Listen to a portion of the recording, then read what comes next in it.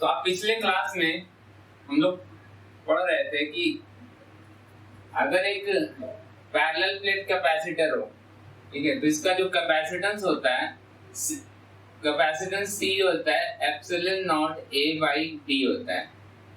और इसका डेरिवेशन हम पहले आपको मैंने करवाया था और आपको मालूम है कि कैसे हम लोग ये डिराइव कर सकते हैं।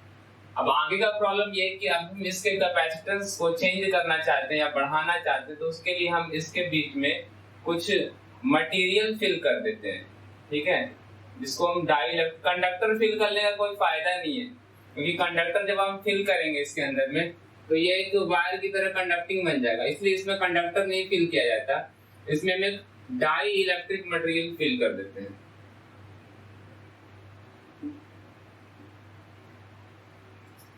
तो डाइलेक्ट्रिक मटेरियल के फिल करने से इसके कैपेसिटेंस में क्या फर्क आ जाता है वो हम लोग समझेंगे भी।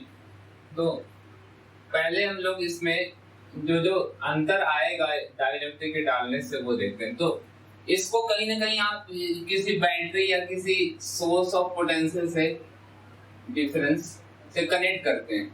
जो पोटेंशियल डिफरेंस से आप कनेक्ट करते हो वही इन दोनों प्लेट्स के बीच में पोटेंशियल डिफरेंस आ जाता है, ठीक है, जिसकी वजह से इन दोनों प्लेट्स के बीच में एक इलेक्ट्रिक फील्ड सेटअप हो जाता है।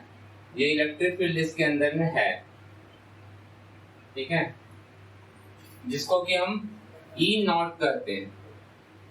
इस E नॉट की वजह क्या है कि क्योंकि यहाँ पर जो प्लेट है इस पे कुछ चार्ज हो जाता है और वो चार्ज क्या है, इस पे पॉजिटिव चार्ज आ जाएगा और इस वाले पे नेगेटिव, क्योंकि आपने इसको बैटरी के पॉजिटिव से कनेक्ट किया है, इसको नेगेटिव से, तो जो प्लेट्स हैं इनके बीच में पॉजिटिव या नेगेटिव चार्ज आ जाएगा। जरूरी नहीं कि आप कोई बैटरी से कनेक्ट करो, ठीक है, हम लोग इसको किसी सोर्स ऑफ पॉजिटिव, जैसे मान लेते हैं कि कोई पॉजिटिवली चार्ज ऑब्जेक्ट है उसको यहाँ पर कनेक्ट कर दिया और यहाँ पे नेगेटिव चार्ज डाल दिया, ठीक है, ये जैसे कंघी उसको रब करके यहाँ पे टच करवा दिया। मैंने आपको शायद लेडेन जार के बारे में बताया था, लेडेन जार, इसके कुछ साइंस प्रोजेक्ट में मिल जाएंगे आपको यूट्यूब पे। जार बना सकते हैं, वो वाटर वाला भी होता है और ड्राई वाला भी होता है, ठीक है। लेडेन जार एक तरह का कैपेसिटर होता है जिसमें चार्ज स्टोर करते हैं। तो उसमें चार्ज स्टोर करने के लिए हम कोई बैटरी नहीं कनेक्ट करते, सिंपली क्या करते हैं, बालों में या कपड़े में कुछ रगड़ दिया प्लास्टिक का और ये एक बॉटल सा होता है, ठीक है, ये एक बॉटल है।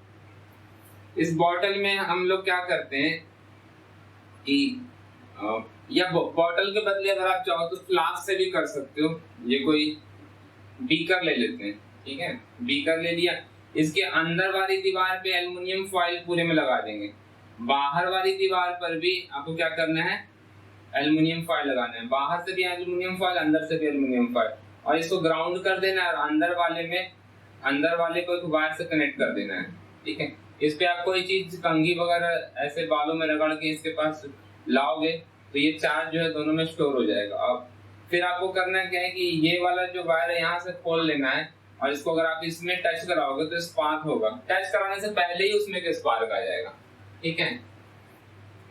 और भी कई तरह के लेडेन जार होते हैं जो कई इनोवेटिव आइडियाज हैं जिसके बेसिस पे लेडेन जार वाले एक्सपेरिमेंट्स मिल जाएंगे आपको यूट्यूब पे, ठीक है। तो वहां पे जरूरी नहीं कि हम बैटरी से चार्ज करें, हम इसको चार्ज करने के लिए एक चार्ज कंडक्टर या कोई चार्ज ऑब्जेक्ट का भी सहारा ले सकते हैं। तो ये वाला जो प्लेट है पॉजिटिवली चार्ज है, ये नेगेटिवली चार्ज है, ठीक है। तो चार्ज जो इस प्लेट के, जो कि रेक्टेंगुलर प्लेट हो सकता है, सर्कुलर प्लेट हो सकता है, ठीक है, जो भी है वो क्या है, एक प्लेट है, ठीक है, वो प्लेन है। तो उस प्लेट के में जो चार्ज है, टोटल चार्ज Q होगा, उसके एरिया से डिवाइड करेंगे तो इसको क्या करते हैं हम लोग, सिग्मा करते हैं। तो सिग्मा जो है वो क्या है, चार्ज पर यूनिट एरिया, ठीक है, सरफेस चार्ज डेंसिटी भी करते हैं। तो इस इधर वाले में सरफेस चार्ज डेंसिटी कितनी है, प्लस सिग्मा, और इधर के साइड में सरफेस चार्ज डेंसिटी कितनी है, माइनस सिग्मा। दोनों साइड अलग अलग चार्ज डेंसिटी है। तो एक सेकंड,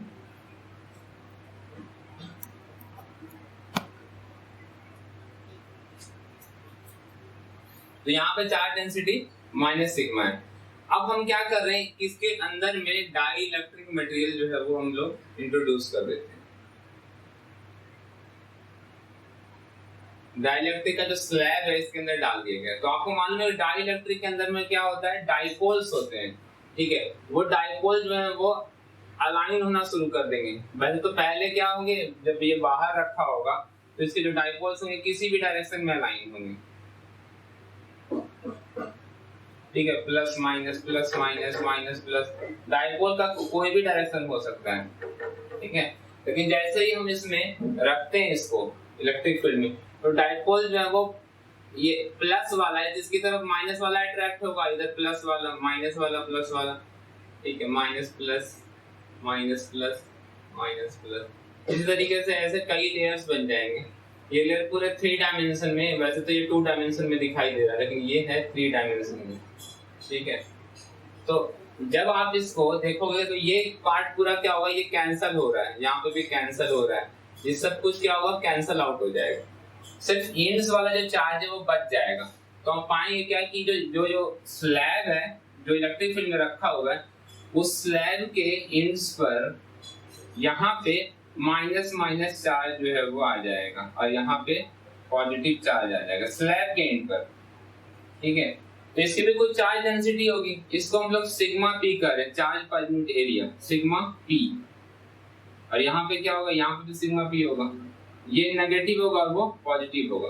तो यहाँ पर एक नया चार्ज का शीट आ गया जो कि उनके एंड्स पर है, वो वाला क्या है, माइनस सिग्मा पी, और यहाँ पर आ जाएगा प्लस सिग्मा पी, ठीक है। तो ये दो चार्ज के जो स्लैब के जो दो प्लेन्स हैं उनमें चार्ज डेंसिटी आ गई, ठीक है। अब इससे क्या होगा कि टोटल चार्ज जो है वो इसके एंड्स के, यहाँ पर टोटल चार्ज जो होगा इन दोनों का सम होगा, और यहाँ पर चार्ज जो होगा टोटल इन दोनों का सम हो जाएगा।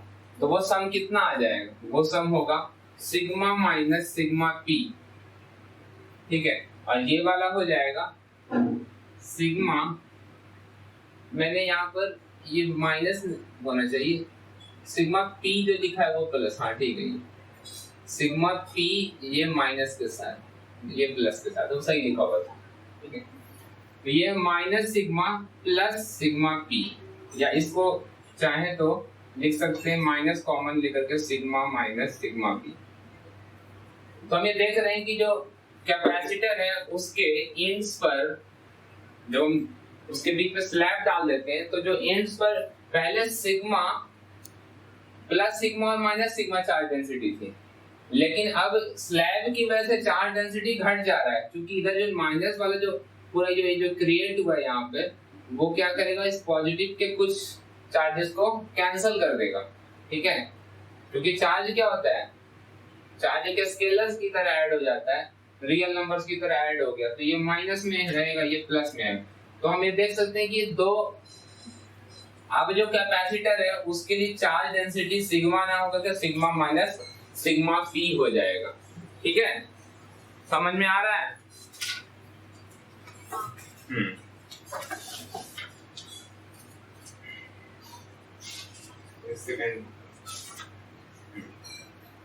तो हम लोग अब क्या करने वाले हैं, हम चूंकि जो नया वाला कैपेसिटर क्रिएट हुआ विद द डाइलेक्ट्रिक, हम इसका कैपेसिटेंस निकालना चाहते हैं, ठीक है।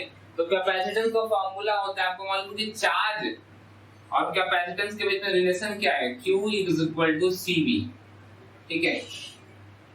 तो हम वोल्टेज जो इन दोनों प्लेट्स के बीच का वो नहीं चेंज कर रहे हैं, हम चेंज क्या कर रहे हैं, हम Q को चेंज कर रहे हैं, इसको क्या कर रहे हैं, इसको फिक्स कर दिया, ठीक है। तो C क्या हो रहा है, C एक्चुअली हम लोग क्या कर रहे हैं, हम लोग इस कैपेसिटर में स्लैब डाल देंगे तो कैपेसिटेंस चेंज हो जाएगा। C से मान लेते हैं कि ये C0 है पहले, ठीक है। तो C0 से C कर दिया हमने, तो ये जो चार्ज जो है जितना पहले स्टोर हुआ करता था उससे कम में स्टोर होना शुरू हो जाएगा, ठीक है, या ज्यादा होना शुरू हो जाएगा, डिपेंडिंग ऑन कि कैसा स्लैब इसमें हम डाल रहे हैं, ठीक है। वैसे तो हम ज्यादा ही चार्ज स्टोर करना चाहते हैं डाइलेक्ट्रिक के लिए, तो चार्ज जो है वो बदल जाएगा, ठीक है। तो पहले देखते हैं कि ये सिग्मा माइनस सिग्मा पी का क्या हुआ। तो सबसे पहले देखेंगे कि जो इलेक्ट्रिक फील्ड होता है दो प्लेट्स के बीच में वो क्या होता है। अगर आपके पास दो प्लेट है, ठीक है, और इन दोनों के बीच में पोटेंशियल डिफरेंस जो है वो V है, ठीक है, तो इनके बीच में कितना इलेक्ट्रिक फील्ड होगा E।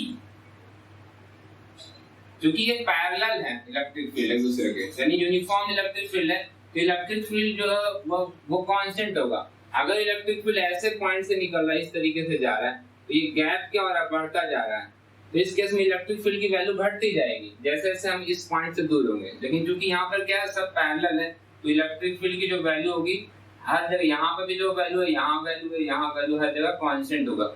इस कांस्टेंट इलेक्ट्रिक फील्ड को हम कैलकुलेट करना चाहते हैं, ठीक है।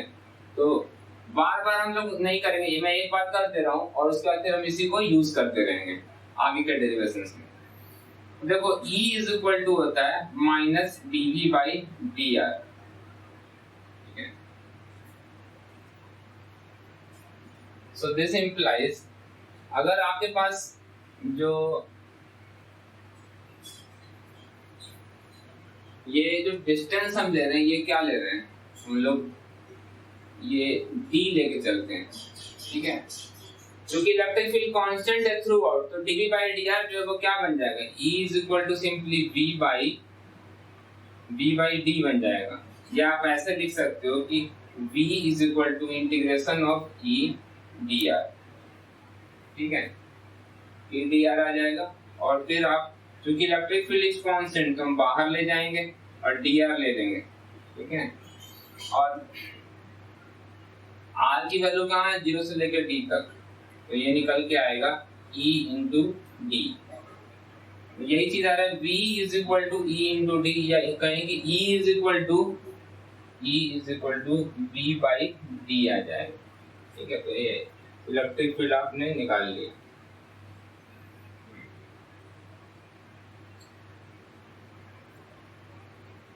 तो एक तो चीज आपने ये निकाल लिया, दूसरा है कि अगर आप कैपेसिटेंस को देखो, कैपेसिटेंस क्या होता है, C is equal to Q by V होता है, ठीक है। Q को हम लिख सकते हैं sigma into area divided by V। तो सिग्मा तो चेंज हो चुका है, सिग्मा माइनस सिग्मा P हो चुका है, ये तो C नॉट है होगा, ठीक है। लेकिन अब क्या है, सिग्मा चेंज हो चुका है, सिग्मा घट चुका है, तो जो नया वाला C होगा उसको अगर हम लिखें तो वो आ जाएगा sigma minus sigma P, sigma minus sigma P into some area जो है प्लेट का डिवाइडेड बाई V, ऐसे लिखा जा सकता है, ठीक है। अच्छा एक चीज और ये है कि इलेक्ट्रिक फील्ड का फॉर्मूला आप लिख सकते हो दो प्लेट्स का। जब आपने कैपेसिटर का डेरिवेशन किया था, ठीक है, तो E जो वैल्यू होती है, E जो इनके बीच में होता है epsilon not, sorry sigma by epsilon naught होता है। तो जो E नॉट होगा वो सिग्मा बाई एप्सिलॉन, जब स्लैब नहीं डाला है तो E नॉट होगा और वो सिग्मा बाई एप्सिलॉन नॉट होगा। जब आपने स्लैब डाल दिया तो इलेक्ट्रिक फील्ड E नॉट से चेंज होके E हो गया है और उसकी वैल्यू क्या होगी, सिग्मा प्राइम। सिग्मा प्राइम क्या है, this is your sigma prime, नया वाला जो सिग्मा है, यानी कि हम वही लिख देते हैं sigma minus sigma P divided by epsilon not. तो पहले electric field sigma by epsilon not था, ठीक है, और अब जो फील्ड है वो ये आ गया, ठीक है। मैं इसको मिटा रहा हूँ। ये पैरेलल प्लेट में इलेक्ट्रिक फील्ड जो होगा voltage by distance between the plates, ठीक है, इसको यूज कर सकते हैं हम।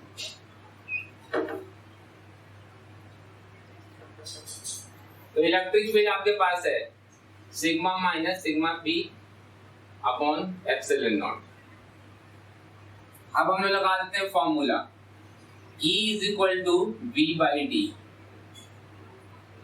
Electric field V by D होता है, समझ में आ रहा है?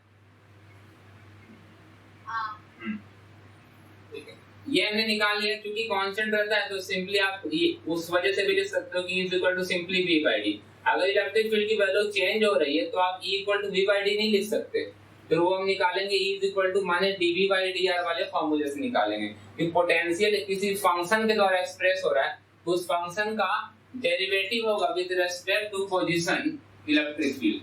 ठीक है, तो simply V by D, minus sign को छोड़ रहे हैं, मैग्नीट्यूड ले रहे हैं। ठीक है, तो E equal to V by D, तो यहाँ पर हम लोग लिख सकते हैं कि this implies V is equal to, अच्छा यहीं पर पहले लिख लेते हैं इलेक्ट्रिक फील्ड की वैल्यू, यह जगह sigma minus sigma P upon epsilon not into T। ठीक है, तो ये इलेक्ट्रिक फील्ड हमने निकाल लिया, यहाँ तक समझ में आ जाना चाहिए। अब देखो हम लोग अब समझेंगे कि लीनियर डाइलेक्ट्रिक क्या होता है। लीनियर डाई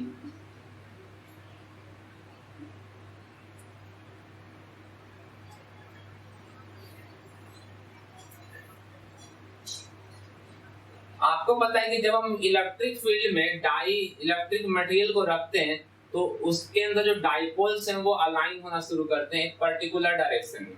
ठीक है, तो कई बार ऐसा होता है कि जो अलाइनमेंट है वो एक स्ट्रेट लाइन में होता है, सीधा होता है, और कई बार ऐसा नहीं भी होता है, स्ट्रेट लाइन में अलाइन नहीं हो पाते हैं। ठीक है, जिसमें अलाइनमेंट हो जाता है उसको हम लोग लीनियर डाइलेक्ट्रिक कहते हैं, और वो ये वाला इक्वेशन सेटिस्फाई करता है। P पोलराइजेशन क्या होता है? पोलराइजेशन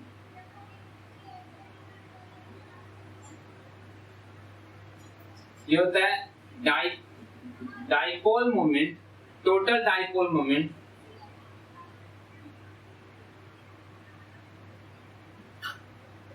डेवलप्ड पर यूनिट वॉल्यूम। अब इसका मतलब क्या है? इसके अंदर बहुत सारे डाइपोल है, एक डाइपोल का डाइपोल मोमेंट क्या होता है? ये होता है, ये माइनस क्यू है और इधर है प्लस क्यू। तो डाइपोल मोमेंट जो माइनस से प्लस की तरफ लेते हैं इसको कि हम P कहते हैं, वो क्या होता है 2QA into P cap, where P cap is a unit vector along this line। तो ये डाइपोल मोमेंट होता है किसी एक डाइपोल का।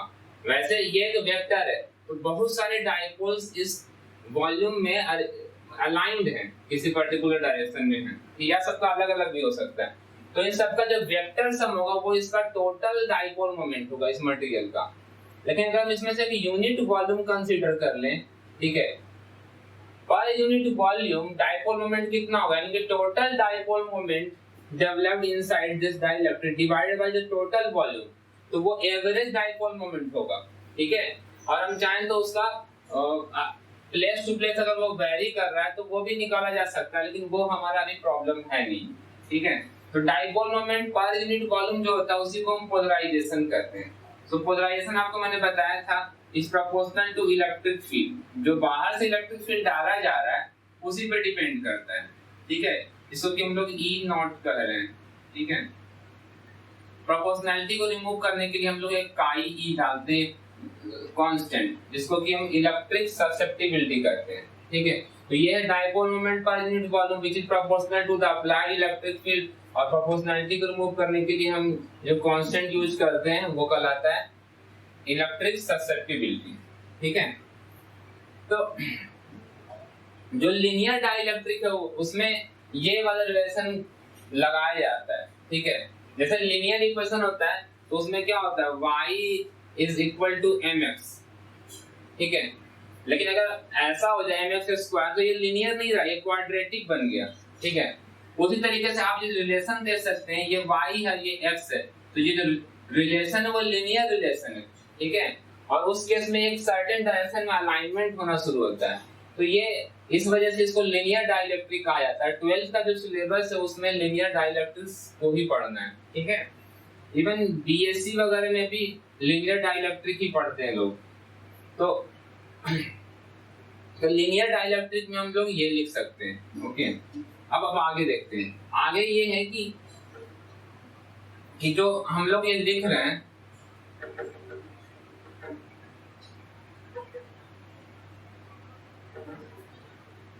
ये जो सिग्मा माइनस सिग्मा पी है इसको देखते हैं कि लीनियर डाइलेक्ट्रिक में ये सिग्मा माइनस सिग्मा पी का क्या होता है। ठीक है, क्योंकि हम लोग को फाइनली निकालना है कि हम V निकालना चाहते हैं।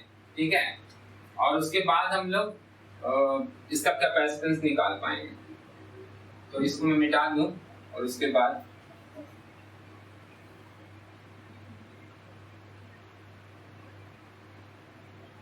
तो आपको मालूम है कि जो सिग्मा पी है जो कि इस डाइलेक्ट्रिक के एंड्स पे जो पोलराइजेशन हो रहा है वो किस बात पर डिपेंड करता है। जितना ज्यादा हम लोग स्ट्रॉन्ग इलेक्ट्रिक फील्ड देंगे उतना ज्यादा इसमें अलाइनमेंट होगा, उतना ज्यादा पोलराइजेशन होगा और उसका रिजल्ट क्या होगा कि इसके एंड पे डाइलेक्ट्रिक एंड पे ज्यादा से ज्यादा चार्ज जो है वो इकट्ठा होगा। यानी कि sigma P is proportional to जो हमने फील्ड दिया है ई, जो फील्ड है उसके प्रोपोर्शनल होगा।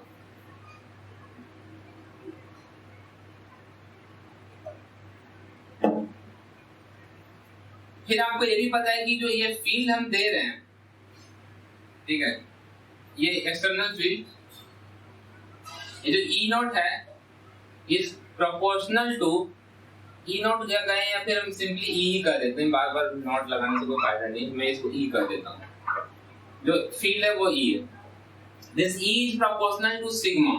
इन प्लेट्स पे जो बाहर वाले मेटालिक प्लेट्स है उस पे जितना चार्ज डेंसिटी जितना ज्यादा होगा, ठीक है, उतना ज्यादा अगर सिग्मा बढ़ेगा तो क्या होगा, ई जो है वो बढ़ जाएगा। तो सिग्मा की polarization is proportional to the field, और फील्ड ज्यादा कब होगा जब हम सिग्मा ज्यादा देंगे, ठीक है। इसका ये मतलब है कि जो सिग्मा पी है, ठीक है, is directly proportional to sigma. Sigma P sigma के बढ़ने से बढ़ेगा।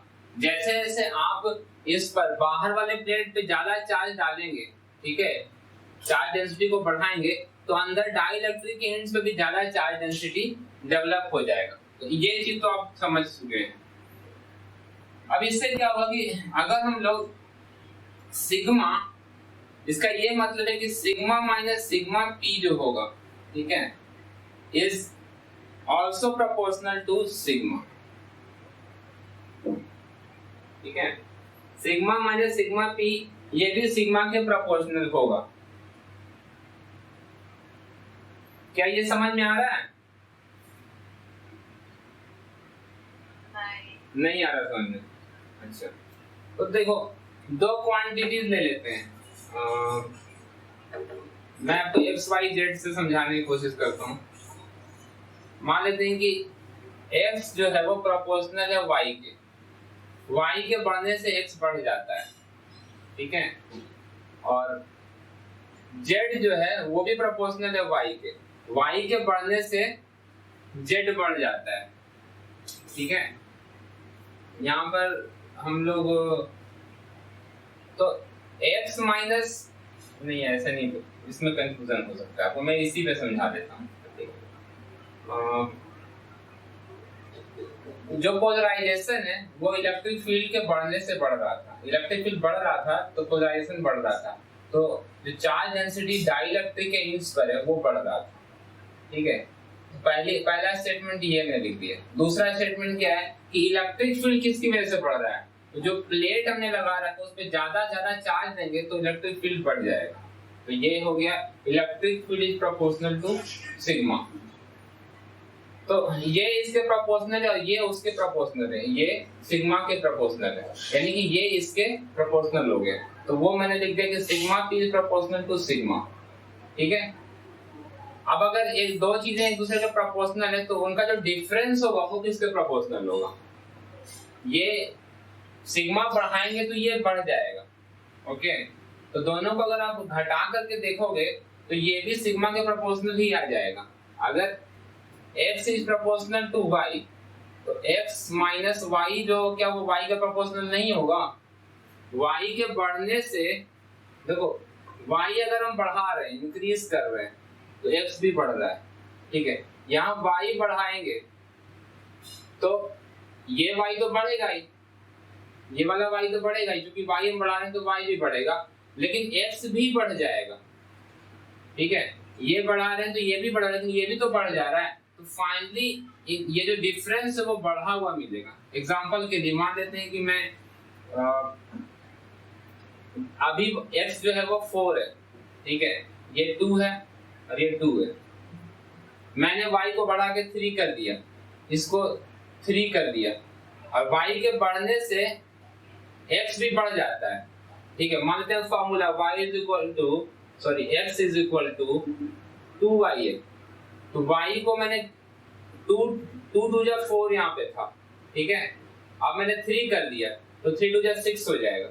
अब आप चेक करो कि 6 माइनस 3 जो है वो यहाँ पे पहले कितना था, 4 माइनस 2 2 आ रहा था, और 6 माइनस 3 क्या आ रहा है, 3 आ रहा है।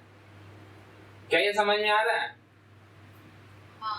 हाँ, x जो है वो y के प्रोपोर्शनल, y बढ़ाने से x बढ़ जाता है। ओके, अब हम देखते हैं कि x माइनस y का क्या होगा। x माइनस y जो है y के बढ़ने से घटेगा या बढ़ेगा, वो चेक करने के लिए मैंने आपको बताया कि ये बढ़ रहा है तो ये भी बढ़ रहा है, तो y के बढ़ने से तो x भी बढ़ जाएगा, तो यानी कि ये जो डिफरेंस है वो भी बढ़ेगा। उसको चेक करने के लिए मैंने ऐसे बताया कि मान लेते हैं कि ये फॉर्मूला है। ठीक है, x is proportional to y, y बढ़ाएंगे तो x बढ़ेगा, अगर y ट्वाइस कर देंगे तो x क्या होगा, y 1 है तो x 2 हो जाएगा, y 2 डालेंगे तो x 4 होगा, y 3 पुट करेंगे तो 6 आ जाएगा। यानी y बढ़ रहा है जैसे ऐसे वैसे वैसे x इज इंक्रीजिंग। तो इसके एग्जांपल से भी हम देख सकते हैं। मैंने y की वैल्यू 2 रख दी, यहाँ पे भी 2 है, और यहाँ पर 2 जा 4 रख देंगे। y की वैल्यू मैंने बढ़ा के 2 से 3 कर दी है, तो यहाँ पे 2 से 3 करना पड़ेगा, और यहाँ पे 3 जा 6 करना पड़ेगा। अब आप देखो कि 6 माइनस 3 जो है वो 3 आ रहा है। ठीक है, अब पहले 4 माइनस 2 क्या आ रहा था, 2 आ रहा था। तो आपने क्या किया, y की वैल्यू 2 से 3 किया है, तो जो डिफरेंस है वो 2 से 3 हो गया है। यानी इससे साफ पता चलता है कि अगर y बढ़ता है, ठीक है, तो x माइनस y भी क्या होगा, बढ़ेगा, घटेगा नहीं। तो यही चीज हम लोग, अब ये सब कार्य क्यों हो रहा है, उसके पीछे क्या कारण है, क्योंकि ये जो फार्मूला है उसमें सिग्मा माइनस सिग्मा p है, उसका क्या हो रहा है वही हम रिलेट करना चाह रहे हैं। ठीक है, तो ये सब सिर्फ लीनियर डाइलेक्ट्रिक में ही हो सकता है। लीनियर डाइलेक्ट्रिक के केस में ही ये प्रोपोर्शनैलिटी लिखा जा सकता है कि इलेक्ट्रिक फील्ड डायरेक्टली प्रोपोर्शनल है। अगर लीनियर डाइलेक्ट्रिक नहीं होगा तो इलेक्ट्रिक फील्ड क्या होता है, स्क्वायर के प्रोपोर्शनल हो, इलेक्ट्रिक फील्ड के क्यूब के प्रोपोर्शनल है, या रूट अंडर इलेक्ट्रिक फील्ड के प्रोपोर्शनल हो। हम लीनियर डाइलेक्ट्रिक फील्ड ले रहे हैं तभी तो ये पावर 1 है। And now this is proportional to sigma, electric field is proportional to the charge density of the capacitor plates. ठीक है, तो ये चीज आपको समझ में आया। अब sigma minus sigma P is proportional to sigma या नहीं? हाँ, तो ये हो गया सिग्मा माइनस सिग्मा पी। इस प्रोपोर्शनैलिटी को रिमूव करना है तो उसके लिए हम एक कांस्टेंट यूज करेंगे, sigma minus sigma P is equal to, हम कुछ कांस्टेंट k इनटू सिग्मा लिख सकते थे, लेकिन due to some reason, unknown reason, अभी फिलहाल कर दें उसको, due to some unknown reason हम लोग प्रोपोर्शनैलिटी कांस्टेंट 1/k ले रहे हैं। इसमें कोई गलती नहीं है, हम चाहें तो कांस्टेंट, अगर आप यहाँ पे कांस्टेंट मान लेते हैं 1/4 आ रहा होता, ठीक है, तो सही है, k इक्वल टू 4 हो जाएगा। ये कुछ कारण है जिसकी वजह से मैंने भी 1/k लिया प्रोपोर्शनैलिटी कांस्टेंट, नहीं तो हम चाहते तो इसको हम लोग सम k इंटू सिग्मा भी ले सकते थे, लेकिन कुछ ड्यू टू सम रीजंस हमने इसको अभी नीचे मान लिया। कांस्टेंट मानना ऊपर माने या नीचे माने, ठीक है। तो because the dielectric is linear, sigma minus sigma p is equal to sigma by k लिखा जा सकता है, ठीक है। अब हम इस सिग्मा माइनस सिग्मा p को रिमूव करने वाले हैं, ठीक है। तो सिग्मा माइनस सिग्मा p को अब हम रिमूव कर लेते हैं। तो ये लॉजिक इसी वजह से काम कर रहा है, because only because this is a linear dielectric, हम ये अज्यूम कर रहे हैं। सो ये जो चीज हम लिख रहे थे, ठीक है, ये आ जाएगा, इसको हटा करके हम ऊपर में सिग्मा बाई k लिख देंगे और नीचे में क्या है, एप्सिलॉन नॉट d, ठीक है। तो ये v d और d आप कैंसल आउट कर देते हो अगर, तो v इक्वल टू कितना आ जाएगा, equal to sigma upon k into epsilon naught, ठीक है। तो मैंने कुछ मिस्टेक कर दिया है क्या? v इक्वल टू जो हम निकाल रहे थे वो कितना निकला था, v is equal to e into T था ना, एक काम करते हैं, ये ऐसे नहीं करते, इससे थोड़ा गलत आ रहा है। आप इसको लिखोगे V is equal to E into D, ठीक है। इलेक्ट्रिक फील्ड कितना था, इलेक्ट्रिक फील्ड होता है सिग्मा बाई एप्सिलॉन नॉट, तो ये sigma minus sigma P by epsilon not into D था, ठीक है। फिर इस क्वांटिटी को मैंने क्या लिख दिया, मैंने डिवाइड करने में गलती कर दी, तो सिग्मा माइनस सिग्मा पी जो वो आ गया सिग्मा बाई के आ गया upon epsilon not into D. हाँ ये ठीक आ रहा है, कहीं पे मैंने ई निकालना शुरू कर दिया था, है ना, हमें तो वी निकालना था, ओके। ये डी कैंसिल करने से कोई मतलब नहीं है, हम ई में इंटरेस्टेड नहीं थे, हम तो वी निकालना चाहते थे, तो V equal to E into D लिखेंगे। तो ऐसा कर, ये वाले से अच्छा है कि इसको ऐसे लिख दें, ठीक है। सो v इज इक्वल टू आ गया सिग्मा इंटू के into sigma into D by epsilon naught, ठीक है। ये v निकाल लिया गया, तो क्या, अच्छा के नीचे जाएगा ना, है ना, के नीचे जा रहा है, के नीचे चला गया, एप्सिलॉन नॉट इधर रह गया, तो v इज इक्वल टू इतना आ गया sigma into D by K into epsilon not, तो हमने v निकाल लिया है। अच्छा, अब आपको मालूम है कि q इक्वल टू क्या होता है, q इज इक्वल टू होता है cv, ठीक है।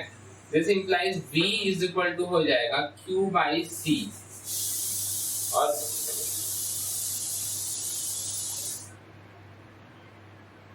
तो q को लिखा जा सकता है, ठीक है। इस q को हम लिख सकते हैं sigma into area divided by c। Voltage क्या होता है, sigma into area by c होता है, तो इस v की वैल्यू को हम इससे इक्वेट कर देते हैं।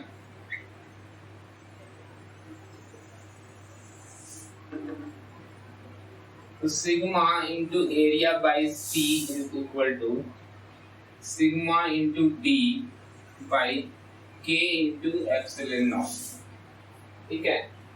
ये सिग्मा जो है वो कैंसल हो जा रहा है और सी आ जाएगा, तो ये दोनों को इक्वेट कर देते हैं कि जो हमारा फाइनल जो कैपेसिटर बन के तैयार हो रहा है उसका जो वोल्टेज है V है, कैपेसिटेंस है, चार्ज Q क्या है Q, तो V equal to Q by C, यानी कि sigma into area divided by C होता है, ठीक है।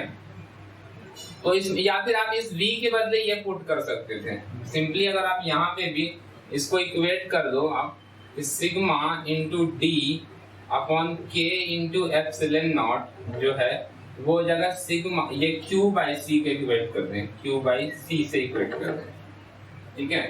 तो इससे भी आ जाएगा, फिर आप चाहो तो यहाँ से क्या आ रहा है, C इज इक्वल टू के into epsilon not A by D आ रहा है, ठीक है। या आप सिंपली इसको इक्वेट कर दें तो यहाँ से भी आ जाएगा C is equal to Q into K into epsilon naught, ठीक है, divided by sigma into D.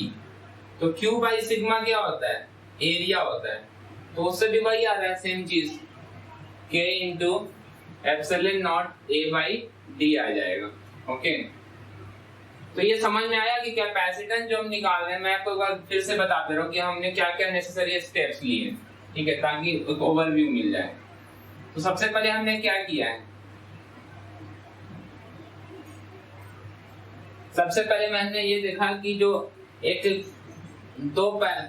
Parallel plate capacitor है उसके इस एंड का जो सरफेस चार्ज डेंसिटी वो प्लस सिग्मा, इधर क्या माइनस सिग्मा, ठीक है, चार्ज पर यूनिट एरिया है। इसमें जब हमने स्लैब डाल दिया तो स्लैब की वजह से जो चार्ज डेंसिटी इधर माइनस सिग्मा इधर प्लस सिग्मा आ जाएगा, ठीक है। इसमें माइनस माइनस चार्ज आएगा ड्यू टू पोलराइजेशन, इधर प्लस प्लस चार्ज आ जाएगा, ठीक है।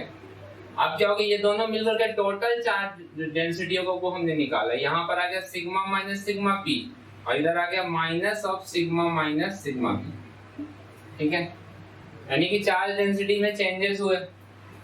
फिर आपको मैंने बताया कि जो वोल्टेज होता है दो प्लेट्स के बीच में वो इलेक्ट्रिक फील्ड कांस्टेंट होता है, तो E इंटू डी होता है। E is equal to minus dB by dr वाले फॉर्मूले से निकाला गया ये V is equal to ED। Electric field क्या होता है? Charge density upon epsilon naught, sigma by epsilon naught होता है electric field between two charge plates. लेकिन यहाँ पे चार्ज क्या है? सिग्मा नहीं रह गया, सिग्मा माइनस सिग्मा पी होगा, तो sigma minus sigma P upon epsilon not करके ये E लिखा गया और ये D लिख दिया। अब यहां से हमने क्या बताया कि ये जो सिग्मा माइनस सिग्मा पी होता है is proportional to sigma for linear dielectric. क्यों था? मैंने बताया आपको कि कैसे एक्स और वाई प्रोपोर्शनल, उनका डिफरेंस भी प्रोपोर्शनल होगा।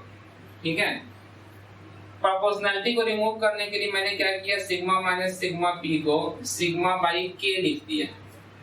ठीक है, और इसकी वैल्यू जो सिग्मा माइनस सिग्मा पी था यहाँ पे हमने पुट कर दिया, तो ये कितना आ गया? सिग्मा बाई एप्सिलॉन नॉट के इंटू डी, ये V निकल गया। ठीक है, V जब निकल चुका है तो अब हम क्या कर रहे हैं, Q इक्वल टू होता है CV, तो Q इक्वल टू C या C equal to Q by V, जो भी यूज करना चाहें।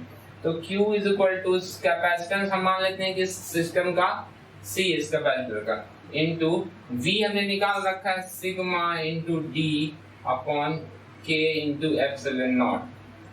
तो ये सिग्मा जो है वो उधर जाकर कैंसिल कर देगा, सिग्मा Q इक्वल टू आप क्या लिख सकते हो, सिग्मा इंटू A लिख सकते हो, तो ये कैंसिल होके एरिया दे देगा और फाइनली आपको CA मिल जाता है। तो इस तरीके से हमने कैपेसिटेंस निकाला। अब अगर हम लोग समझ में आ चुका है, हेलो, हाँ, तो आपको ये समझ में आ गया। तो अब ये जो कैपेसिटेंस हमारे पास है और जो पहले वाला कैपेसिटेंस था, ठीक है, उन दोनों को कंपेयर करते हैं कि क्या चेंज आ गया।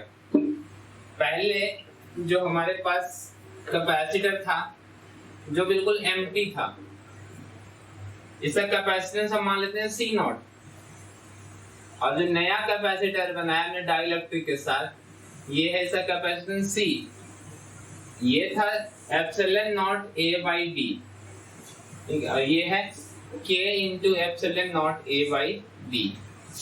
अगर दोनों का रेशियो निकालें हम C बाई C नॉट, तो सब कुछ कैंसिल हो जाता है और मिलता है क्या है, K। ठीक है,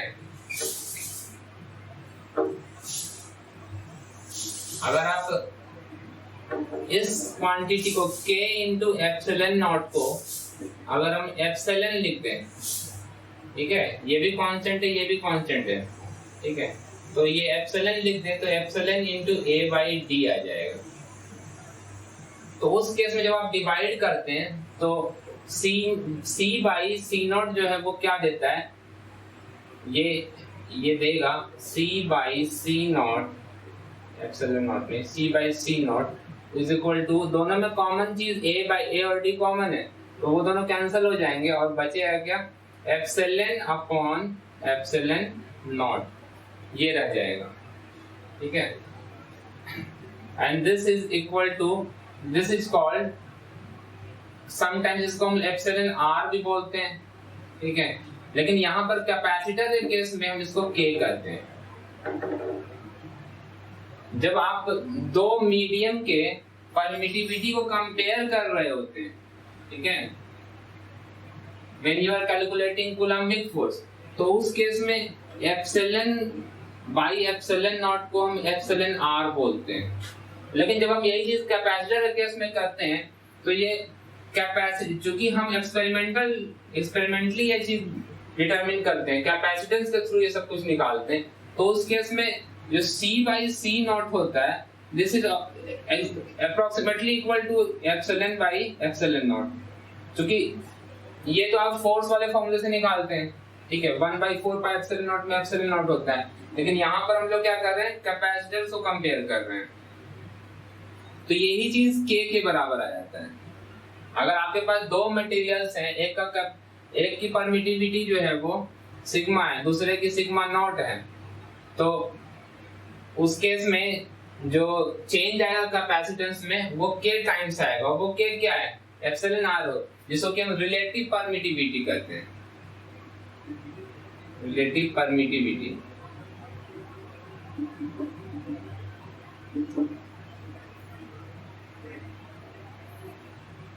तो ये था पैरेलल प्लेट कैपेसिटर में डाइलेक्ट्रिक डालने का क्या इफेक्ट होता है। कैपेसिटेंस इज मल्टीप्लाइड बाई के। अब आप देख सकते हो अगर हम लोग सिग्मा माइनस सिग्मा पी को के इंटू हम लोग सिग्मा लेते हैं तो ये के नीचे आता, ठीक है, जिसकी वजह से ऐसा करने की कुछ प्रॉब्लम आ जाता है, ये वाला के हम लोग सिंपली नीचे लिखते हैं, बट हम कैपेसिटेंस को बढ़ा रहे होते हैं, ठीक है। सो प्रैक्टिकली ये हम चाहेंगे कि एक नंबर मल्टीप्लाई हो, जस्ट पहले वाला कैपेसिटेंस कितना था, सी नॉट था, सो सी इज इक्वल टू के इंटू सी नॉट, ठीक है। इस तरीके से थोड़ा कन्वीनियंटली लिखने के लिए हम लोग इसको के ऊपर में आ जाए, इसलिए हम पहले ही एज्यूम करते हैं कि के जो है वो ऊपर ना होकर के नीचे एज्यूम कर लेते हैं, ठीक है। अब इस पे बेस्ड क्वेश्चन देखते हैं, क्वेश्चन किस तरह का होगा।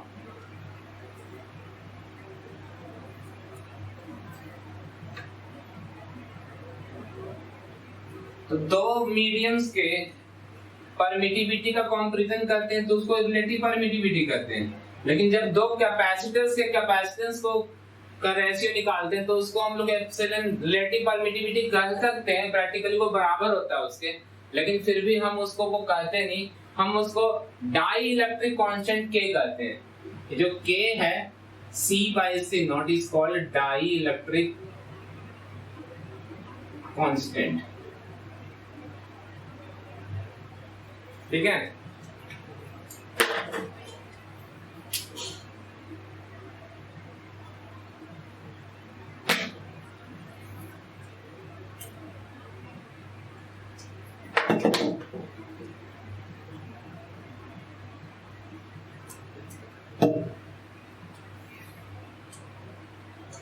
तो फर्स्ट क्वेश्चन देखते हैं। मान लेते हैं कि हमारे पास एक कैपेसिटर है और उसमें हमने दो तरफ, इसका जो डिस्टेंस है इसमें हमने दो तरह का मटेरियल इंट्रोड्यूस कर दिया है। पहला जो मटेरियल है वो यहाँ पर इसका जो डाइलेक्ट्रिक कांस्टेंट है वो K1 है, और दूसरा जो बिल्कुल बीच में डाला गया है, मतलब ये हाफ हाफ है, ये जो डिस्टेंस है वो है D और ये वाला डिस्टेंस भी है D, या आप चाहें तो D/2 ले सकते हैं, यहाँ पे 2D हो जाएगा, कोई प्रॉब्लम नहीं इसमें। चलो ये D/2 ही ले लेते हैं, D/2 और D/2। इसका K2 है, तो ये जो कैपेसिटर इसका इक्विवेलेंट कैपेसिटेंस हम कैसे निकालते हैं, ठीक है। तो सीरीज और पैरेलल आपको पहले से ही आता है कि अगर हम कैपेसिटर्स को सीरीज में कनेक्ट करते हैं, ठीक है, दो कैपेसिटर्स हैं उनको आप सीरीज में कनेक्ट करते हो तो क्या होगा, और दो कैपेसिटर्स को अगर आप पैरेलल में कनेक्ट करते हैं तो क्या होता है। सीरीज में जो इक्विवेलेंट कैपेसिटेंस होता है 1/C equivalent is equal to 1/C1 plus 1/C2 होता है, और अगर हम पैरेलल में कनेक्ट, अगर ज्यादा है तो फिर वो 1/C3 ऐसे आ जाएगा। अगर आपके पास यूं पैरेलल में कनेक्टेड हैं कैपेसिटर्स C1 C2 C3, तो इस केस में आप लिखेंगे कि 1/C equivalent is equal to C equivalent is equal to C1 plus C2 plus C3, और ज्यादा है तो और, ठीक है। ये आसानी से कैलकुलेट किया जा सकता है, ये रेजिस्टेंस वाले फार्मूले से जस्ट उल्टा है। रेजिस्टेंस में सीरीज में ऐसा फार्मूला यूज करते हैं और पैरेलल में इस तरह का फार्मूला है, जबकि कैपेसिटर में ऐसा नहीं है। ये फार्मूला निकालने के लिए मैं हिंट दे रहा हूँ कि आप कैसे निकाल सकते हैं। यहाँ से अगर हम कुछ Q चार्ज भेजते हैं तो ये +Q यहाँ पर आ जाएगा, -Q यहाँ पर आ जाएगा, +Q वहाँ पर आएगा, -Q, +Q एंड -Q, ठीक है।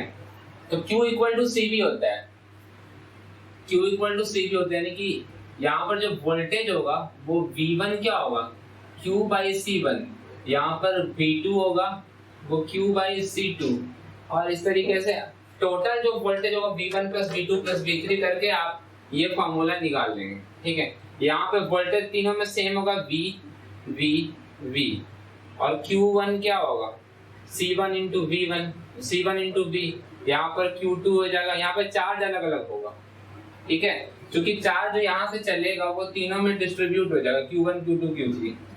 तो इसको यूज करके आप ये प्रूव कर सकते हैं, ये अभी मैं नहीं कर रहा हूँ, ये काफी आसान है, आप कर लीजिए। हाँ, तो अब यहाँ पे देखो, यहाँ पे हम क्या करेंगे कि ये जो एक कैपेसिटर है, ये अपने आप में एक कैपेसिटर है, ये दूसरा कैपेसिटर बन जाएगा, और उन दोनों के बीच में एक वायर कनेक्टेड मान सकते हैं। ये पहला कैपेसिटर है, दूसरा कैपेसिटर, ये C1 हो गया, ये C2 होगा। तो C1 क्या हो गया, इसका कैपेसिटेंस जो C1 है वो जगह K1 into epsilon not A by D/2, और दूसरे का हो जाएगा K2 into epsilon not A upon D/2। तो ये पूरा का पूरा क्या है, दोनों में सेम आ रहा है, ये कॉमन ले लेते हैं और ये आ जाएगा K1 plus K2 into twice of epsilon not A/D। ये होगा टोटल कैपेसिटेंस, इसको C में लिखेंगे फाइनल, C1 है ये C2 है, ये फाइनल कैपेसिटेंस हम निकाल सकते हैं। अगर ये डिस्टेंस अलग अलग होते हैं, ठीक है, ये डिस्टेंस कुछ अलग होता है, D1 होता है, ये D2 होता है, तो उस केस में यहाँ पर भी आपको इसमें D1 डालना होता है, वहां पर D2 डालना होता है, बाई 2 नहीं। क्वेश्चन समझ में आ गया या सॉल्यूशन? ठीक है, तो अब नेक्स्ट प्रॉब्लम देखते हैं इसी पे। एक कैपेसिटर था और उस कैपेसिटर को बिल्कुल बीच से दो तरह के मटेरियल्स फिल किए गए, इसमें K1 वाला और इधर तरफ में K2 टाइप का। कौन सा? अच्छा ये मैंने गलत फॉर्मूला लगा दिया, सॉरी, ठीक है बोल रहा हूँ, मैंने फॉर्मूला गलत लगा दिया है, तो सीरीज में होने की वजह से ये गलत हो गया, मैं इसको करेक्ट कर देता हूँ। तो 1/C इक्विवेलेंट जो आएगा, ये 1/C1 प्लस 1/C2 हो जाएगा। मैंने C1 और C2 की वैल्यू लिख दी, फिर मैंने सीधा उनको ऐड कर दिया। तो 1/C1 जो है वो लिख देते हैं, सो ये 1/K1 into epsilon not A/D, ठीक है, K1 into epsilon not A/D आ जाएगा, और वो दूसरा वाला जो है वो K2 D/2 है, K2 into epsilon not A divided by D/2, ठीक है, मेरे हिसाब से सब कुछ सही है। अब ये 2 ऊपर चला जाएगा, 2/K1 epsilon not A plus D भी ऊपर चला जाएगा, 2D हो जाएगा। मैंने कुछ गलतियां कर दी हैं, हाँ गलत हो रहा है, ये पूरा का पूरा D/2 ऊपर जाएगा, लेकिन 2 फिर वापस नीचे आ जाएगा, सो ये बनेगा D upon 2K1 epsilon not A plus D/2 epsilon not K2 epsilon not A। Common जो निकल रहा है वो निकाल लेते हैं कॉमन, तो D/2 epsilon not A common कर देंगे, 1/K1 प्लस 1/K2, ठीक है, ये हमने निकाला 1/C इक्विवेलेंट। सो इसको जब आप सम करेंगे तो आ जाएगा 1/C equivalent is equal to D/2 epsilon not A multiplied by K1 plus K2 divided by K1 K2। So C equivalent आएगा, इसका रेसिप्रोकल कर देते हैं, 2 epsilon not A by D into K1 into K2 upon K1 plus K2, ठीक है, ये हो जाएगा आंसर, ठीक है, ठीक है, समझ में आ गया? हाँ, अब हम लोग अगर मिडिल ये हाफ हाफ में दो तरह का मटेरियल फिल कर दिया गया है, तो क्या होगा? तो उस केस में आप इसको ऐसे कर सकते हो कि ये जो वायर है, ये जो प्लेट है, इसको दो हिस्से में आप कंसीडर कर सकते हो। और जो कि यहाँ पर क्या है, ये ज्वाइंट है, ये जो है वो ज्वाइंट है, तो ज्वाइंट को हम लोगों ने खत्म कर दिया और इसको हम लोग ऐसे ज्वाइंट मान रहे हैं। ठीक है, आप इसको ऐसे ज्वाइन करो या ऐसे ज्वाइन करो, ज्वाइन तो हो गया। ठीक है, दूसरा वाला जो है यहाँ पर से हमने छोड़ दिया इसको और हम इसको इस तरीके से ज्वाइंट मान रहे हैं। इन दोनों को ज्वाइन ही करना है, तो हम कैसे भी ज्वाइन करें, बात वही है। ठीक है, तो हम ये देख सकते हैं कि ये क्या है, पैरेलल कैपेसिटर बन रहा है। यहाँ पर जो K1 इसमें K1 इसमें K2 फिल किया गया है। तो जो प्लेट का एरिया है, हम मान लेते हैं कि जो प्लेट जो अगर रेक्टेंगुलर है या जो सर्कुलर प्लेट है, तो बिल्कुल हाफ में डिवाइड हो जाएगा। तो इधर a/2 शेयर होगा और इधर में भी a/2। एरिया जो है जस्ट हाफ होने वाला है। तो पहले हम निकालते हैं C1, ये हो जाएगा K1 into epsilon not a/2, area हो गया हाफ, डिवाइडेड बाई d, दोनों बीच का जो डिस्टेंस है दोनों के बीच का वो d है। उसी तरीके से C2 निकालते हैं, ये हो जाएगा K2 into epsilon not a/2 divided by d। आधा एरिया इसने शेयर किया, आधा इसमें, और इन दोनों में को चूंकि पैरेलल में ज्वाइन हो रहे हैं, तो अब हम क्या करेंगे, इन दोनों को हम ऐड कर देंगे। तो C इक्विवेलेंट हो जाएगा C1 प्लस C2, दोनों को ऐड कर देते हैं तो K1 प्लस K2 कॉमन आ जाएगा इंटू एप्सिलॉन नॉट a/2d आ जाएगा। ये हमने कैपेसिटेंस निकाल लिया है। ठीक है, ये समझ में आ रहा है?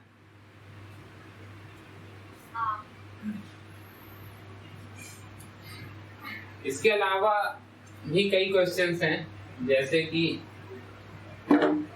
ये क्वेश्चन हो सकता है, जो कैपेसिटर है इसमें मटेरियल कुछ इस तरीके से फिल किया गया है। यहाँ पर K1 है और यहाँ पर K2 है। ठीक है, दो तरह के मटेरियल्स फिल किए गए, एक इधर ऐसे फिल कर दिया गया और दूसरा इधर की साइड में। तो कैपेसिटेंस कैसे निकालेंगे? ठीक है, क्वेश्चन समझ में आ गया?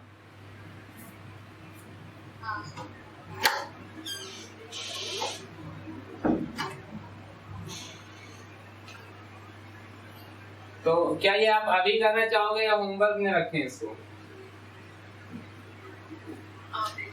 अभी कर लें, ठीक है।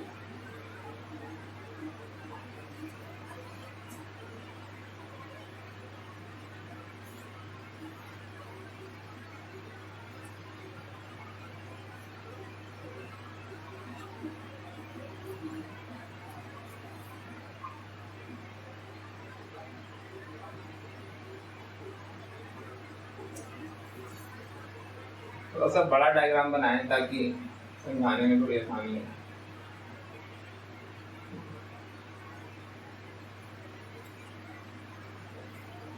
तो आप ये देख सकते हो कि जो गैप है, यहाँ तक अगर आप किसी एक पर्टिकुलर पोजीशन की बात करें यहाँ पे, ठीक है, तो यहाँ पर ये जो डिस्टेंस है, यहाँ से लेके यहाँ तक K1 वाला मटेरियल है और यहाँ पर सर यहाँ से लेके यहाँ तक K2 वाला मटेरियल है। लेकिन ये सिचुएशन किसी और पोजीशन पे बदल जाएगा। अगर आप यहाँ पर देखेंगे तो K1 वाला डिस्टेंस कम है और K2 वाला ज्यादा है। यहाँ पर K1 वाला ज्यादा है, K2 वाला कम है। यानी कि जो डिस्टेंस हम ले रहे हैं मटेरियल का, ठीक है, वो फिक्स नहीं, वो बदल रहा है इस केस में। तो हम लोगों को क्या करना पड़ेगा, एक पर्टिकुलर पॉइंट पे कैलकुलेट करना होगा। ठीक है, एक स्मॉल कैपेसिटेंस कैलकुलेट करेंगे और उसका फिर हमें इंटीग्रेशन करना होगा। क्योंकि जो कैपेसिटेंस है वो चेंज हो रहा है इस तरीके से, क्योंकि ये जो डिस्टेंस है, जो विड्थ ऑफ द मटेरियल है, वो पोजीशन के हिसाब से बदलता जा रहा है। तो हम लोग कुछ एक्सिस इमेजिन कर सकते हैं। यहाँ से मान लीजिए कि इसको हम एक्स एक्सिस मान लें और इस वाले को वाई एक्सिस मान के देखें। ठीक है, तो हम यहाँ पर एक पतला स्ट्रिप काट लेते हैं, ठीक है। तो ये क्या दिखाई देगा, ये कुछ ऐसे दिखेगा कि भाई यहाँ से लेके यहाँ तक, यहाँ दो छोटे छोटे प्लेट्स हैं, ये प्लेट है और ये वाला प्लेट है, ठीक है। एक्चुअली ये ऐसे, मैं आपको पूरा डायग्राम के साथ बता देता हूँ। ये एक प्लेट होगा और दूसरा वाला प्लेट ऐसे है, थोड़ा दूर में, ये दूसरा वाला प्लेट है,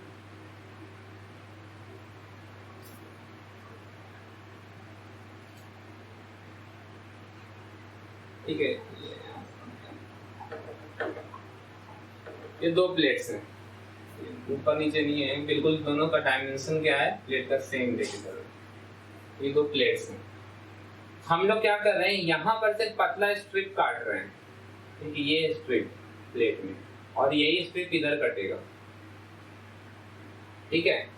यहाँ ये क्या है, प्लेट बाहर की तरफ है, तो हमने पतला स्ट्रिप इसमें से काट लिया है जो अंदर तक जा रहा है, ठीक है।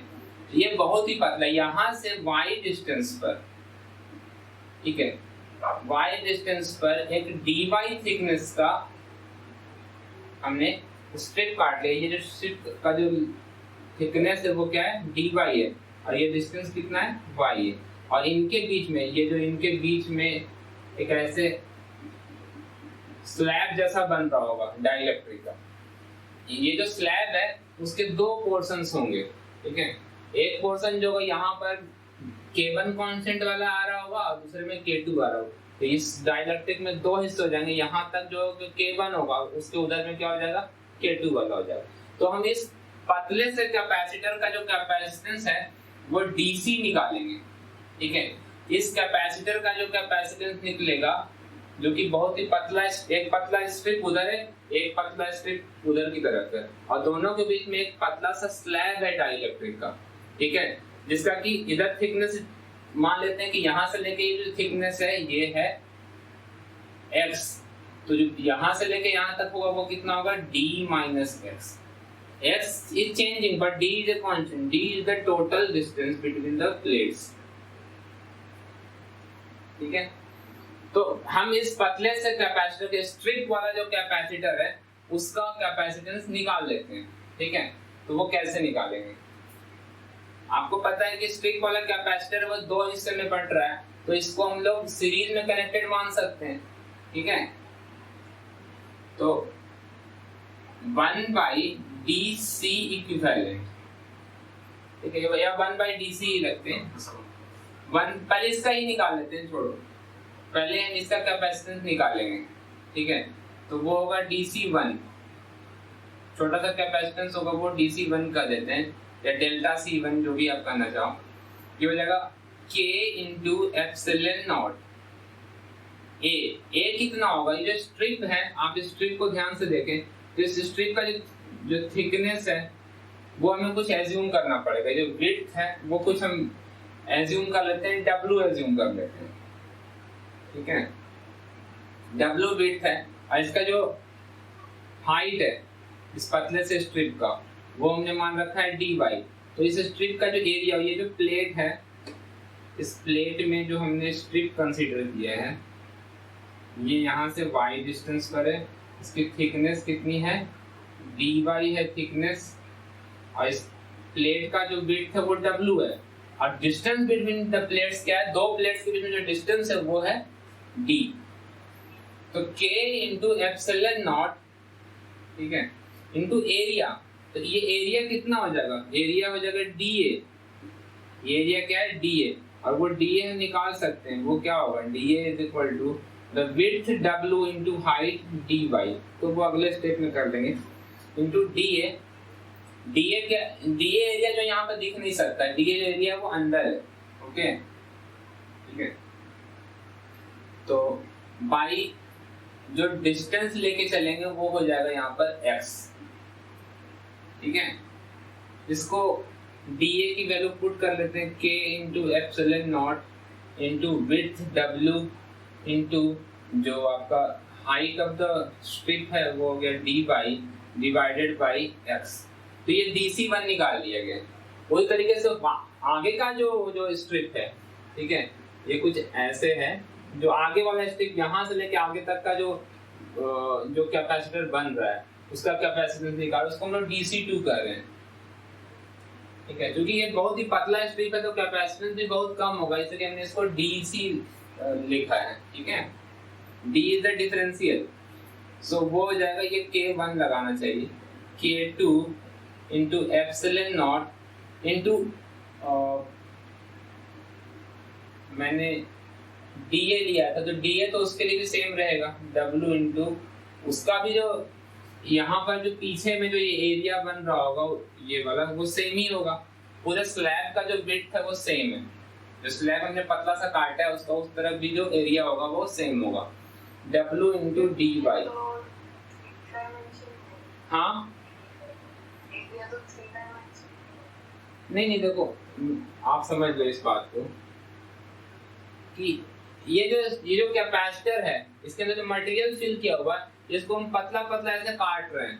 ठीक है, जैसे आलू को लेके आप ऐसे कैसे चिप्स काटते हो वैसे ही हमने इसको पतले पतले स्ट्रिप में काट दिया है। पतला पतला क्या किया है, ये कोई मान लेते हैं कि जैसे गाजर है, मूली है कुछ, ठीक है, और उसको आप अपने वो चिप्स काटने वाले में डालते हो तो पतले पतले स्लाइसेस कट जाते हैं। ठीक है, तो ये एक स्लाइस है जो ऐसे है, इसके नीचे एक स्लाइस होगा, इसके नीचे एक स्लाइस, ऐसे बहुत सारे स्लाइसेस बन रहे हैं। अब उस एक स्लाइस को मैं दिखा रहा हूं आपको कि ये एक स्लाइस है, यहाँ पर एक स्लाइस मैंने बना के दिखाया आपको, ये है स्लाइस। ठीक है, इस स्लाइस के का जो ये वाला जो पोर्शन है वो है एरिया, इसके इधर एक प्लेट है पतला सा, ठीक है, पतला सा जो प्लेट है वो यहाँ पर पीछे है और एक पतला सा प्लेट इधर है, बाकी बीच में डाइलेक्ट्रिक मटेरियल है जिसमें कि यहाँ पर क्या है, यहाँ तक जो है वो K1 वाला टाइप का, यहाँ पर K2 वाला टाइप का है। जैसे ऊपर जाएंगे तो दूसरा का स्लाइस कटेगा, उसमें ये वाला जो होगा लाइन यहाँ चला जाएगा, मतलब यहाँ तक K1 वाला टाइप का, उधर K2 हो जाएगा। ठीक है, तो वैसे ही हमने स्लाइस इसमें काट लिया है।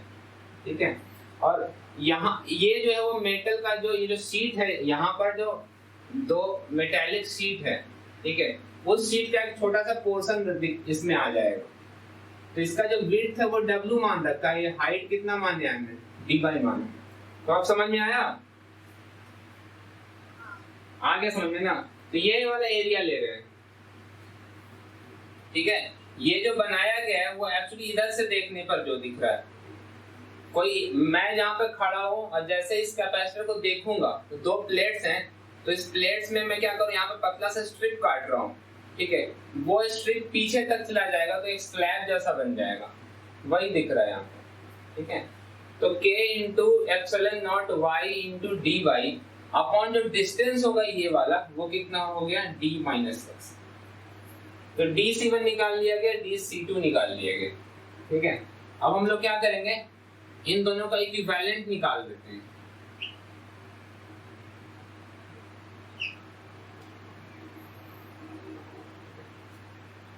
तो 1/DC, ठीक है, ये हम DC तो निकालना चाहते थे इस पतले से स्ट्रिप का, ठीक है, पतले से स्लैब का, ये हो जाएगा 1/DC1 प्लस 1/DC2। तो इसका रेसिप्रोकल बनेगा ये x upon K1 epsilon not W dy plus ये आ जाएगा K2 epsilon not W dy, sorry ये उल्टा हो जाएगा ना, D minus x upon K2 epsilon not W dy। तो ये दोनों के कैपेसिटेंस का रेसिप्रोकल है। इसमें कुछ कॉमन अगर हो रहा है तो हम लोग कर लेते हैं कॉमन, ये DC हो गया, कॉमन निकाल लेते हैं। तो कॉमन है 1/एप्सिलॉन नॉट W dy, ये पूरा कॉमन हो गया। और जो बच रहा है वो है x upon K1 plus D minus x upon K2। यहां तक समझ में आ गया?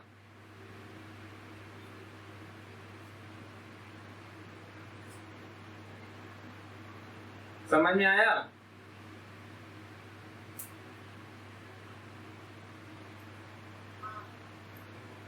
ठीक है, तो हम आगे बढ़ते हैं। तो ये हो गया 1/dc। तो आपको निकालना क्या था, c निकालना है। तो जो ये जो होगा वो उसका रेसिप्रोकल होगा। हम लोग को फिर dc निकालेंगे तो ये आ जाएगा 1 ये पूरा जो नीचे चला जाएगा 1 एप्सिलॉन नॉट w dy। समझ में आ रहा होगा। ये पूरा का पूरा जो है वो सब कुछ डिनोमिनेटर में चला जाएगा into x/k1 plus d minus x/k2। ठीक है, dc निकल गया। तो टोटल कैपेसिटेंस क्या होगा, सो टोटल कैपेसिटेंस जो c होगा वो इसका इंटीग्रेशन हो जाएगा।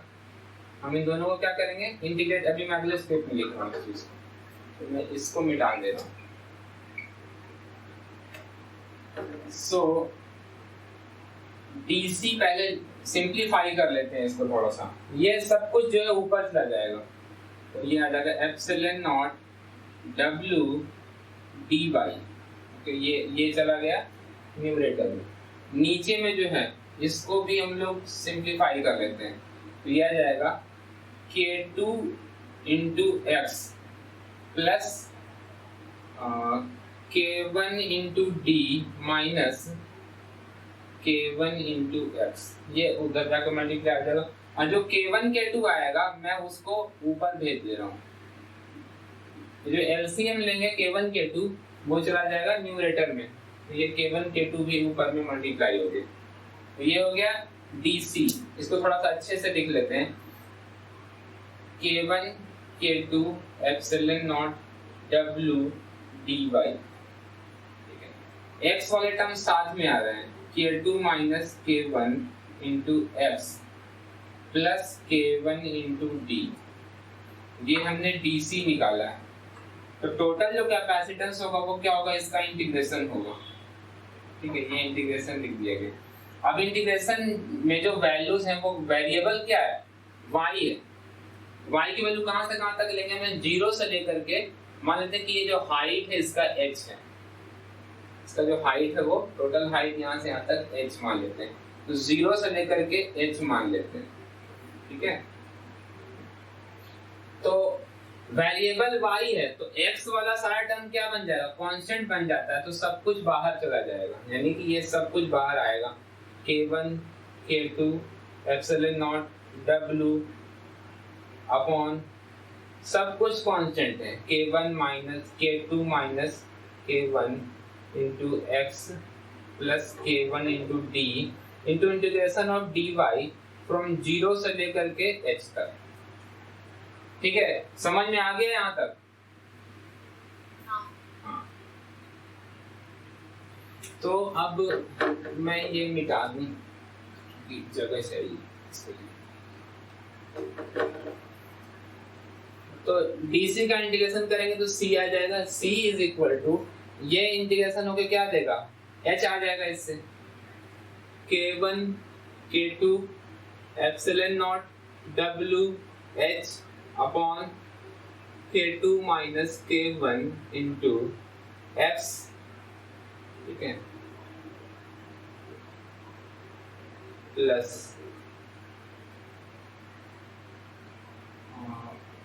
एक गलती हो रही है, हम लोगों ने एक गड़बड़ किया है, वो क्या है सो देख लेते हैं। मेरे ध्यान में नहीं रहा, मैंने इस इंटीग्रेशन में एक चीज मिस कर दिया है, वो मैं आपको बता रहा हूँ। x को तो हमें रिप्लेस करना चाहिए ना y के टर्म्स में। ठीक है, या तो हम y को x के टर्म में रिप्लेस करते हैं, क्योंकि जैसे जैसे y चेंज होगा वैसे वैसे x भी चेंज होगा। ठीक है, तो मैं ये कर सकता हूँ यूजिंग सिमिलर ट्रायंगल्स। ठीक है, अब सिमिलर ट्रायंगल में थोड़ा जाना पड़ेगा। ठीक है, आप ये देख सकते हैं कि ये है x और ये है y। मैं अलग बना देता हूँ। ये है विड्थ, ये है डिस्टेंस d, ये टोटल हाइट h है, ये x है और ये वाला है y। तो दोनों ट्रायंगल क्या होंगे, ये वाला ट्रायंगल और ये वाला ट्रायंगल दोनों होंगे सिमिलर ट्रायंगल्स हैं, या कहें कि इसका जो थीटा है वो tan थीटा दोनों के लिए बराबर होगा। So x upon y is equal to d upon h आ जाएगा। ठीक है, तो फिर इंटीग्रेशन से वो बाहर नहीं जा पाएगा इस केस में। ठीक है, ये वाला स्टेप जो है वो हमें छोड़ना चाहिए, इस स्टेप को हम स्किप कर रहे हैं क्योंकि मुझे ध्यान नहीं रहा कि ये ऐसा हो सकता है। तो या तो हम x को रिप्लेस कर दें या फिर y को रिप्लेस कर दें। तो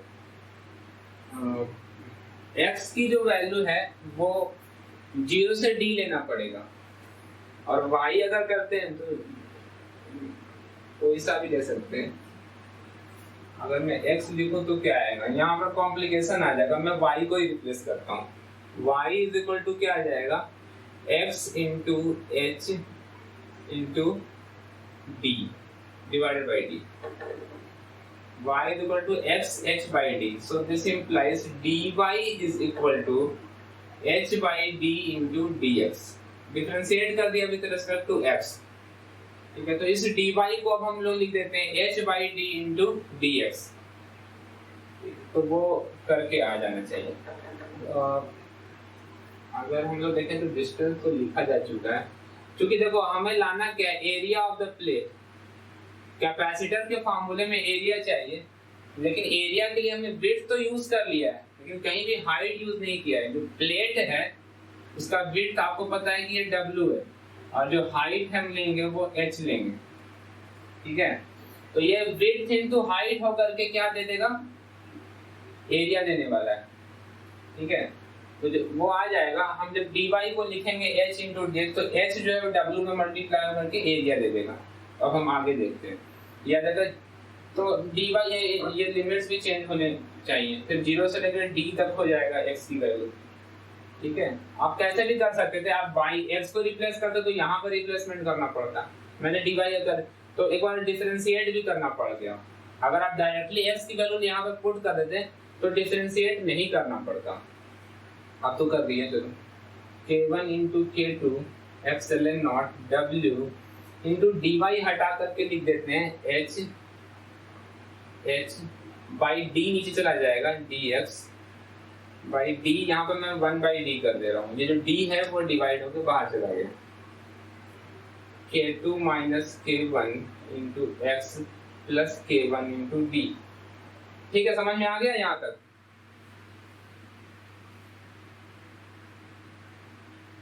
समझ में आया?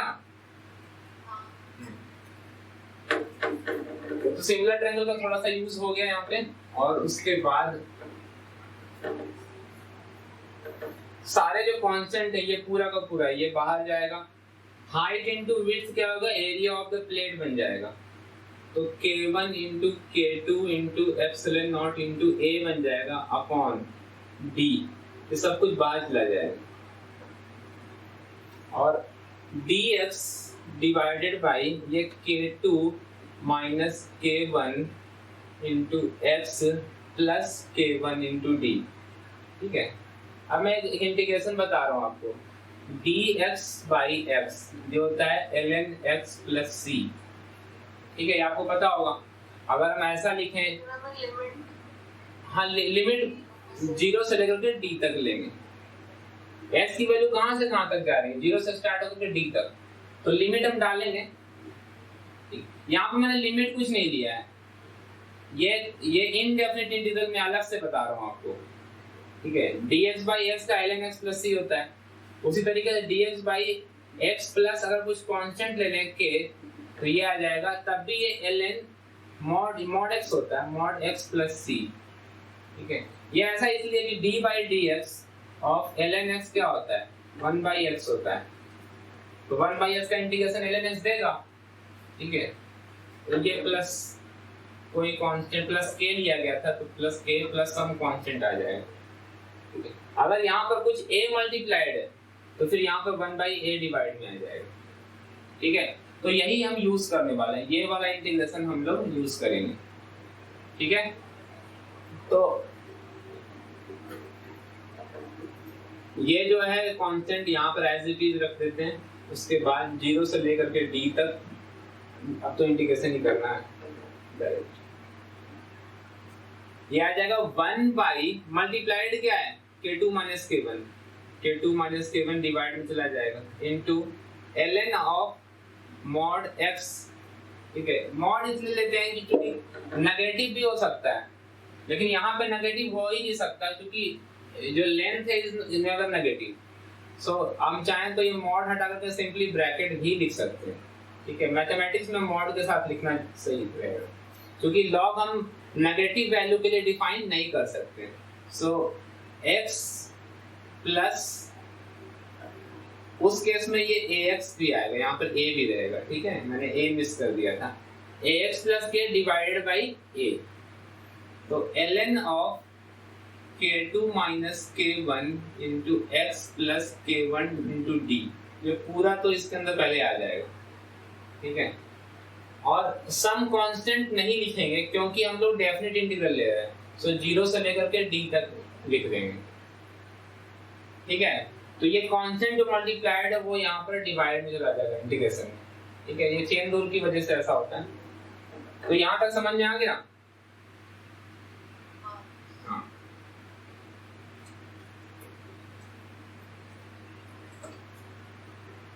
सो c इज इक्वल टू आ जाएगा, इसकी जो वैल्यू है k1 into k2 epsilon not a by d। ठीक है, और ये मैं नीचे डाल देता हूँ d into k2 minus k1, ये इंटू ln।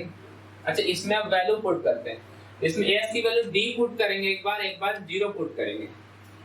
ठीक है, तो ln आ जाएगा, और चलो लिख लेते हैं एक बार, ln k2, मैं s की वैल्यू d पुट कर रहा हूँ, k2 minus k1 into d, ये यहाँ पर एक कर्ली ब्रैकेट लिखेंगे, k2 minus k1 into d plus k1 into d minus upper limit put किया, अब हम लोग लोअर लिमिट पुट करेंगे, ln k2 minus k1 into, ये तो 0 हो जाएगा, मल्टीप्लाई हो गया 0 ही आएगा, 0 इंटू ये हो गया 0 हो जाएगा, 0 प्लस k1 इंटू d। ठीक है,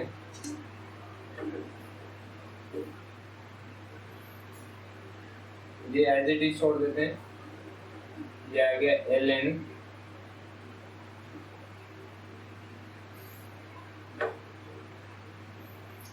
ये k1d और ये k1d कैंसिल हो जाएगा, तो बचेगा यहाँ पर k2 into d minus ln k1 into d। फिर आपको पता है कि log जो होता है log m minus log n होता है formula, log m minus log n, ये होता है log m by n। log क्या होता है? पावर होता है, log किसी चीज का पावर देता है, जैसे कि देखो 2 का पावर 3 इक्वल टू होता है 8, हम इसको लिखते हैं log base two 8 is equal to 3, यानी कि log क्या होता है? पावर होता है। अब पावर सब्ट्रैक्ट कब होता है? जब कोई चीज डिवाइड होता है, जैसे कि अगर s का पावर 8 को डिवाइड करें हम s की पावर 3 से, तो s का पावर 8 माइनस 3 होके 5 आता है, यानी पावर जब घटता है तो हम डिवाइड करते हैं, यहाँ पे डिवाइड हो रहा है, तो यहाँ पे क्या हो रहा है? log इज ए पावर, दो पावर घट रहे हैं, क्यों घट रहे हैं भाई? वो डिवाइड हो रहे हैं इसीलिए, तो हम इसको क्या कर सकते हैं? डिवाइड करके लिख सकते हैं, ये आ जाएगा। अभी तो फाइनल आंसर लिखना है हमें, k1 into k2 into epsilon not into d into a divided by d into k2 minus k1 into ln of m divided by m, तो k2d अपॉन k1d, तो d कैंसिल हो जाएगा, k2 by k1 आ जाएगा, तो ये आपका answer आएगा। ठीक है, समझ में आ गया? ठीक है, तो आज हम लोग यहीं तक करते हैं, नेक्स्ट क्लास में हम लोग इलेक्ट्रिक डिस्प्लेसमेंट के बारे में पढ़ेंगे, वेक्टर के बारे में। ठीक है।